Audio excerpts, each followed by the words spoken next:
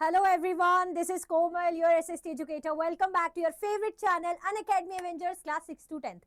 तो भाई जैसे कि हमेशा की तरह मैं आती हूँ, कुछ नया लेकर आती हूँ आपके लिए, है ना। तो अभी तो फिलहाल हमारी एक सीरीज चल रही है जो है टॉप 15 वायरल क्वेश्चन की, वायरल एमसीक्यूज की, जो बड़े ही इंपॉर्टेंट एमसीक्यू इस चैप्टर के, चैप्टर्स बड़े बहुत बड़े बड़े इस जो है न्यू एनसीईआरटी के। लेकिन मेरा काम था कि भाई मैं आपको टॉप 15 एमसीक्यूज लेकर आऊँ। तो हमारे 2 चैप्टर्स बचे, तो 6 नंबर का चैप्टर है the parliamentary system, legislature and executive. भाई इसको हम देखने वाले, पार्लियामेंट्री सिस्टम हमारा, legislature and executive.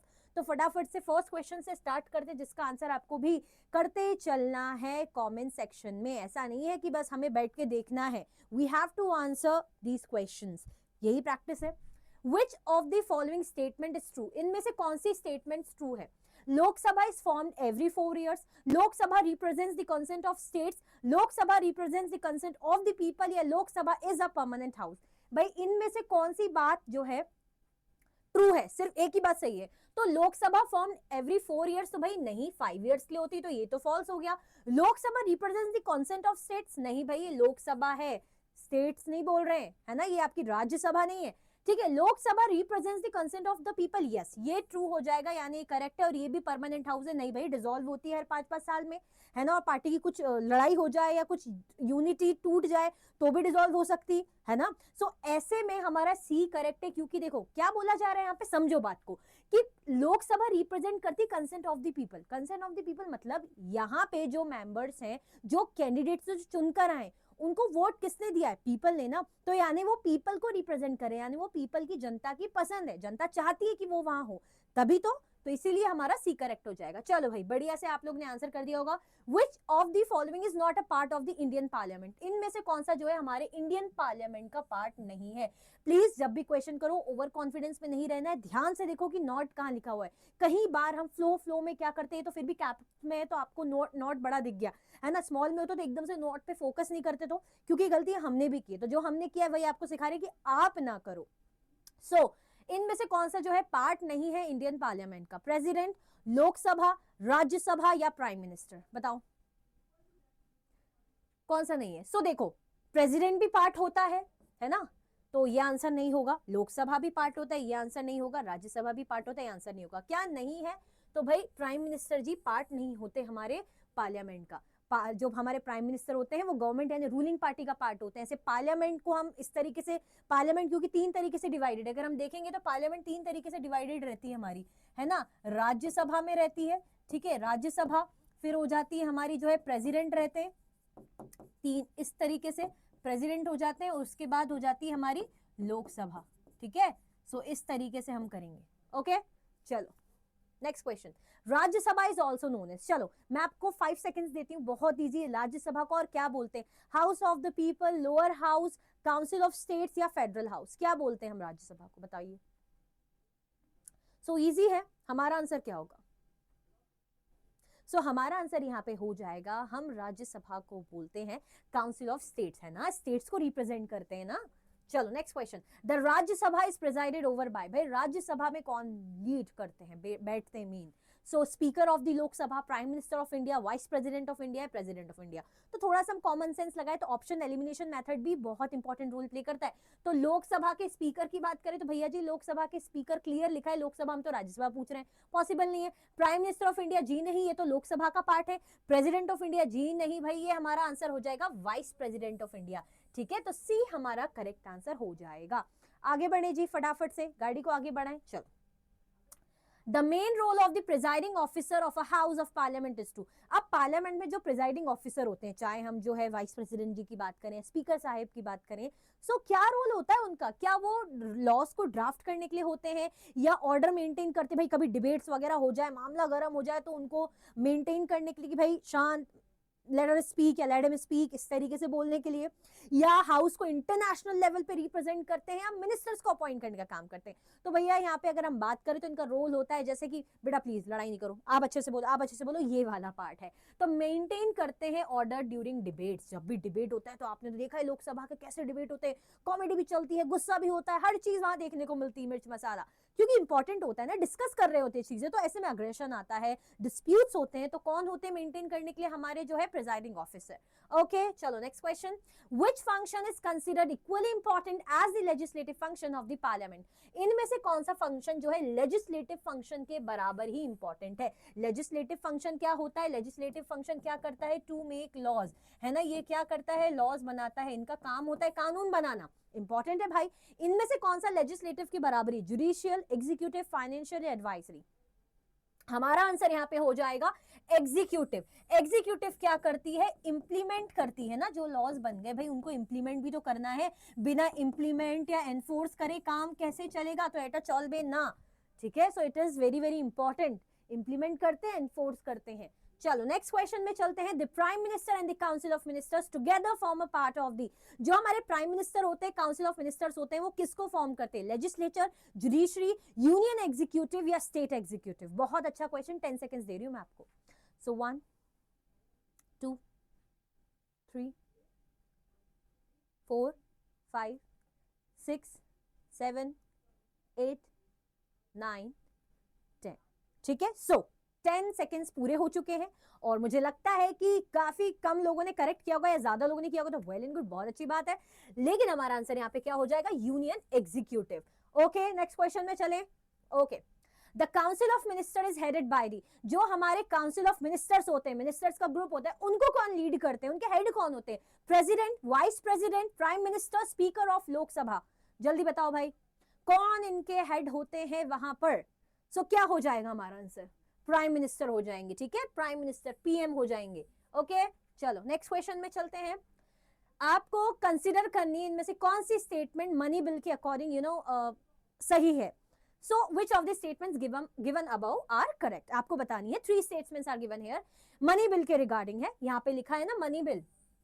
So it is a draft law dealing exclusively with financial matters. ये ऐसा ड्राफ्ट है जो बिल्कुल फाइनेंशियल मैटर्स के अकॉर्डिंग ही, मतलब उसी के लिए डील करता है। मनी बिल की हम बात कर रहे हैं, चलो फिर भी ये करेक्ट लग रहा है। It can be introduce in either houses of parliament. भाई ये पार्लियामेंट के कोई भी हाउसेस पे आप इंट्रोड्यूस कर सकते हो, चाहे लोकसभा की बात करें चाहे राज्यसभा की बात करें। It's introduction requires prior recommendations of the president. अब बोला जा रहा है जब इसको आप इंट्रोड्यूस करो तो इसमें जो है हमारे प्रेसिडेंट का रिकमेंडेशन जरूरी है। तो मनी बिल के रिगार्डिंग इनमें से कौन सी स्टेटमेंट करेक्ट लग रही है भाई लोग आप लोगों को? सो देखो पहला वाला तो करेक्ट है भाई, तो चलो ऑप्शन एलिमिनेट करें तो भाई ये तो एलिमिनेट हो जाएगा, पर सब जगह 1-1 है, अब क्या करिएगा? अब क्या करें? सो देखो ईदर ऑफ द हाउसेस में नहीं, सिर्फ लोकसभा में इंट्रोड्यूस होता है भाई, है ना, सिर्फ लोकसभा में इंट्रोड्यूस होता है, ईदर ऑफ द हाउस नहीं। तो ये भी वैसे करेक्ट है, ये भी करेक्ट है। तो first and second, sorry first and third only correct है ना, वो फर्स्ट एंड सेकंड और फॉर्म में निकल गया। सो फर्स्ट एंड थर्ड हमारा करेक्ट है, तो सी हमारा करेक्ट आंसर यहाँ पे हो जाएगा। अच्छा क्वेश्चन है ना, मजा आ रहा है ना, आगे बढ़ते हैं। Which of the following features of special parliamentary committee strengthens their effectiveness as accountability mechanisms? इसमें से बोला जा रहा है आपसे कि स्पेशल पार्लियामेंट्री कमिटी है ना, इनमें से मतलब क्या उनका इंपॉर्टेंट रोल है? मजबूत करती है, इफेक्टिव करती है अकाउंटेबिलिटी मैकेनिज्म को। अकाउंटेबिलिटी, अगर हम यहाँ पे पार्लियामेंट की बात कर रहे हैं तो उनको अकाउंटेबिलिटी रखनी पड़ती है। भाई हमारे जो मिनिस्टर्स हैं यानी जो कैंडिडेट्स हैं जिनको हमने वोट दिया है, गवर्नमेंट की बात करें, वो क्या होते हैं? वो अकाउंटेबल होते हैं ना अपने काम के लिए, आंसरेबल होते हैं, दे हैव टू आंसर जो भी वो कर रहे हैं, ट्रांसपेरेंसी रखना मस्ट होता है। सो आपको बताना है कौन सा फीचर जो है। Their decisions are legally binding on ministries, they function only during parliamentary session, their composition includes MPs from different political parties, they are chair exclusively by cabinet ministers. ठीक है, तो अभी हमसे सिर्फ इतना पूछा है कि स्पेशल पार्लियामेंट्री कमेटी क्यों इतनी मजबूत होती, क्या रीजन है जो इतनी हम बोल सकते हैं कि अच्छी है, मजबूत है? तो रीजन क्या हो सकता है भाई? इसमें जो एमपीज होते हैं, जो हमारे मेंबर ऑफ पार्लियामेंट होते हैं, यानी जो हमारे कैंडिडेट्स होते हैं, वो अलग अलग पॉलिटिकल पार्टीज से होते हैं, यानी अलग अलग रीजन से बिलोंग करने वाले लोग भी होते हैं। तो अलग अलग जगह के लोग अलग अलग लोगों को रिप्रेजेंट करेंगे, है ना, अलग अलग पार्टी से रहेंगे, तो पार्टी कैसी रहेगी? मजबूत रहेगी ना। कल को कोई भी डिस्कशन होगा, मानो सेम ही पार्टी के लोग रहेंगे, तो काम कर रहे हैं नहीं कर रहे कौन पूछने वाला है? अब मानो मैं, मेरी फ्रेंड है और भी मेरे 2-4 फ्रेंड है जो मेरे फेवर में, हम एक ही जैसे, तो हम अच्छा करें नहीं करें हमारे अगेंस्ट कौन बोल रहा है? लेकिन दूसरी टीम रहेगी, कोई दूसरा रहेगा, तो ऐसे में क्या होगा भाई? कोई मुझे अपोज कर पाएगा? किसी की हिम्मत होगी बोलने की? मतलब आप खुद ही सोचना, क्यों नहीं बोलेंगे वो? क्योंकि उनको क्या लगेगा कि भैया ये क्या कर रहे हैं हमारे अगेंस्ट, मतलब हम वो ये गलत कर रहे हैं, तो हम बोलेंगे। इसीलिए वैरायटी जरूरी है, ताकि तो पब्लिक वेलफेयर भी तो इसीलिए देखा जाएगा। नेक्स्ट क्वेश्चन में चलते हैं। The principle of separation of powers refers to the division among the. हम बोलते हैं power of separation, very very important है ना। तो पावर ऑफ सेपरेशन की हम बात कर रहे हैं, तो ये क्या दिखा रहा है? Centre, state and local bodies, legislature, executive, judiciary, president, prime minister and cabinet, Lok Sabha, Rajya Sabha and judiciary. So power separation की बात करें तो पढ़ते आ रहे हैं हम क्लास 6 से, क्लास 6 में 7 पे पढ़ा हुआ है ना। यहाँ पे होते हैं हमारे लेजिस्लेचर, यहाँ पे होते हैं हमारे एग्जीक्यूटिव और यहाँ पे होती है हमारी जुडिशरी। इस तरीके से हमारी पावर सेपरेटेड है, इसीलिए चेक्स एंड बैलेंसेस बना हुआ है। लेजिस्लेचर का काम है लॉज बनाना, एग्जीक्यूटिव का काम है लॉज को इंप्लीमेंट करना, जुडिशरी का काम होता है उन लॉज को इंटरप्रेट करना। क्लियर हुआ? बी हमारा करेक्ट आंसर हो जाएगा। Subjects on which only the union government can legislate are included in the, है ना, सब्जेक्ट्स जिसमें यूनियन गवर्नमेंट का रोल होता है ना। जैसे हम state list, concurrent list, union list की बात करते हैं, तो जो यूनियन गवर्नमेंट है वो कौन से सब्जेक्ट से रिलेट करती है? State list, concurrent list, union list या रेजिडुअल लिस्ट? सोच समझ के आंसर करना, क्योंकि जो दिखता है वो हमेशा सही नहीं होता। क्या लगता है? सो हमारा आंसर यहाँ पे क्या हो जाएगा? हमारा आंसर हो जाएगा यहाँ पे यूनियन लिस्ट, ठीक है। सी हमारा यहाँ पे करेक्ट आंसर हो जाएगा। नेक्स्ट क्वेश्चन में चलते हैं। Which body formulates laws on state list subjects? इनमें से कौन सी बॉडी जो है स्टेट लिस्ट सब्जेक्ट्स को फॉर्मुलेट करती है? ठीक है, parliamentary, union executive, state legislature या जुडिशरी? बताओ, 10 सेकेंड है आपके पास। 1, देखो कमेंट में आंसर करते चलना है, गद्दारी नहीं करोगे, है ना। चीटिंग करोगे तो आप ही का लॉस है। मेरा क्या है, मैं तो पढ़ा के यहाँ निकल रही हूँ, लेकिन आपकी प्रैक्टिस यहीं से हो रही। तो अगर यहाँ पे आपने ऑनेस्टी दिखाई, यहाँ पे आपने लॉयल्टी दिखाई, तो उसका रिजल्ट देखो। लॉयल्टी बहुत इंपॉर्टेंट है, आजकल हर कोई लॉयल नहीं होता, एंड आई रियली, मुझे बहुत अच्छी लगती है loyalty, so be loyal. Okay, so हमारा आंसर यहाँ पे क्या हो जाएगा? स्टेट लेजिस्लेचर, है ना, स्टेट गवर्नमेंट। नेक्स्ट क्वेश्चन में चलते हैं। The governor of a state is elected by the state legislature, elected by the people, appointed by the president, appointed by the prime minister. बहुत अच्छा क्वेश्चन है। जो हमारे गवर्नर होते हैं, है ना, स्टेट के, स्टेट जैसे हमारे कंट्री के हमारे मेन रहते हैं प्रेसिडेंट, ऐसे ही स्टेट के जो रहते हैं गवर्नर। तो गवर्नर को इलेक्ट करते हैं या कोई अपॉइंट करता है? बहुत ही प्यारा क्वेश्चन है, बहुत ही अच्छा क्वेश्चन है, और आप लोग क्लास 7 में पढ़कर आए हुए हो, ठीक है। हमारा आंसर क्या हो जाएगा यहाँ पे? कौन अपॉइंट करते हैं गवर्नर को? तो गवर्नर को प्रेसिडेंट अपॉइंट करते हैं, ठीक है, राष्ट्रपति अपॉइंट करते हैं। नेक्स्ट क्वेश्चन में चलते हैं, और लास्ट क्वेश्चन है। द स्टेट लेजिस्लेचर में भी, जो हमारी स्टेट लेजिस्लेचर है वो कैसी हो सकती है? Only unicameral, only bicameral, either unicameral और bicameral, neither unicameral nor bicameral. तो कुछ ऑप्शंस ऐसे होते हैं ना, मैम क्यों ही दे दिए? तो जैसे ये ऑप्शन है, क्या जरूरत है भाई, क्या जरूरत है? हाँ, कुछ ना कुछ तो रहेगा, यूनिकैमरल या बाइकैमरल या दोनों, कुछ तो रहेगा। सो आप बताओ, लास्ट क्वेश्चन है, सोचो, दिमाग लगाओ।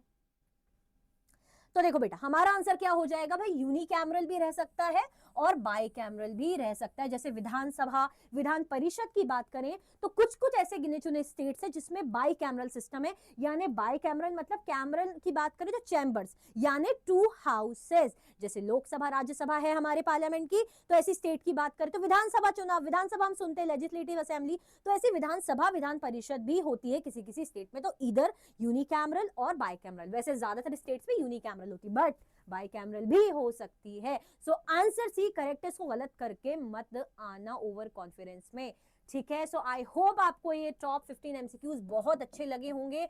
तो लाइक करो, ज्यादा से ज्यादा शेयर करो बच्चा, और कमेंट करके जरूर बताओ कि कैसी लगी आपको ये वीडियो, है ना। और चैनल को जिसने भी सब्सक्राइब नहीं किया, सब्सक्राइब करो भाई, आप ही का बेनिफिट है। और अनअकैडमी के जो है सब्सक्रिप्शंस पे बढ़िया बढ़िया ऑफर चलते रहते हैं, 50-60% आपको डिस्काउंट मिलता रहता है। तो आप क्या कर सकते हो, उन ऑफर्स में जो है मेरा कोड यूज कर सकते हो, ताकि आपको बढ़िया सा भारी सा डिस्काउंट मिल पाए, ठीक है। सो ज़्यादा से लाइक करो, शेयर करो। Thank you so much for watching.